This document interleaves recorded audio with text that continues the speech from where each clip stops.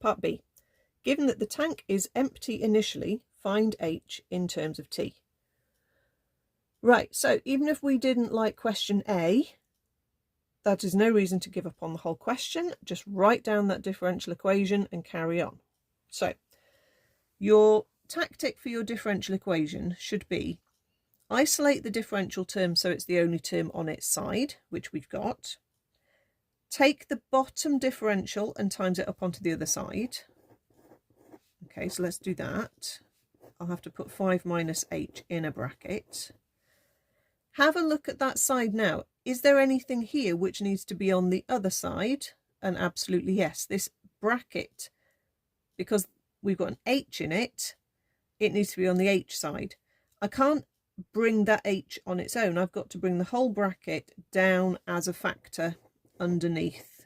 Now the 5,000 doesn't really matter where it is, so it's not doing any harm on this side, and it's probably better on the top of a side than on the bottom on the other side. So basically we're left with a 1 there as the dt sort of term. So now we've separated our variables, now we've got to integrate. So you need to remember your rules for integration. The 5,000 is nothing to worry about, it's just a timesing factor. When we're integrating a linear power 1, it turns into an ln. ln of the bottom divided by the differential. If you miss out that step, your answers aren't going to work. So remember to divide by the differential of that, which is a minus 1. On the other side, you get a t plus a constant. So I'm just going to pull that minus 1 out. And try not to make it look like a 15. Modulus 5 minus h. But pull the minus sign to the front like that. But before I do anything else, I need to find the plus c.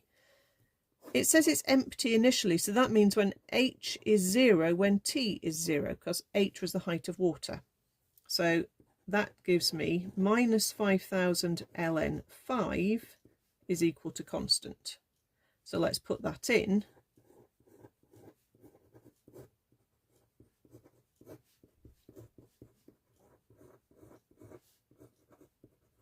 Like that. Okay, so check the question. Yeah, we've got to keep going. We've got to rearrange it, and we've got to get h on its own, which is quite annoying. It's going to involve quite a bit of manipulating. So I need to join the logs. If you are getting logs in this question, don't work the constant out as a decimal. You need to keep it as a log, because it's going to be much easier if you do, and you can join your logs together.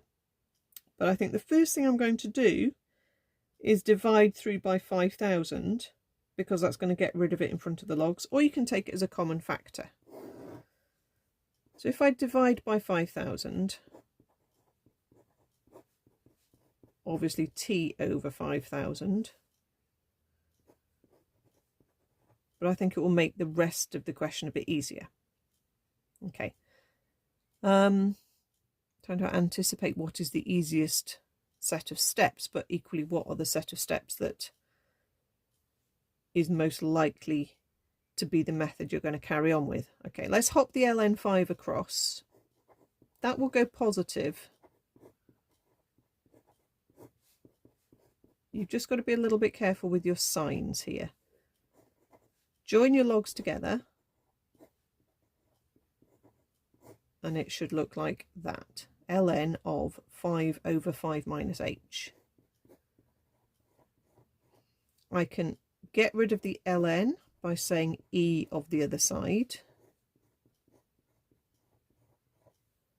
I need to then try and get h off that denominator. So I have to bring it up there, which therefore actually means I have to take the e term underneath. It's a bit of a pain.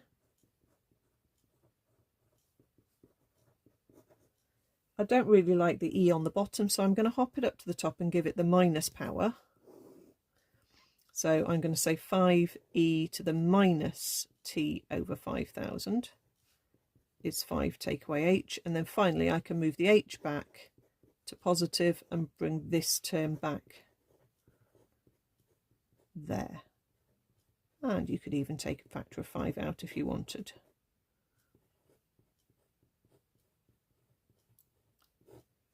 You might have found it easier actually if you had hopped the ln 5 minus h term across onto the right hand side and brought the t over on this side to make a minus t over 5,000. You might have got to that line slightly more easily.